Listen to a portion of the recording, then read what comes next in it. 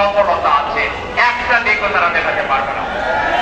তারা সেই অতীতের লুটতরাজকে আরো শক্তিশালী করেছে।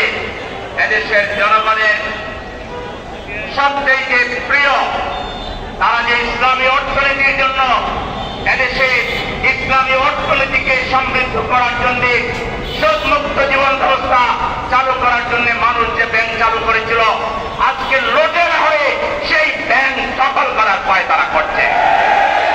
জনগণ চালু পেটা দিয়ে বাংলাদেশ থেকে তোমাদেরকে বিদায় করবে। সময় থাকতে যদি শুভমন্ত্রীর পরিচয় না দাও, চাদর পিতা একটাও মাটিতে পড়বে না, প্রত্যেকটাই গায়ে লাগবে।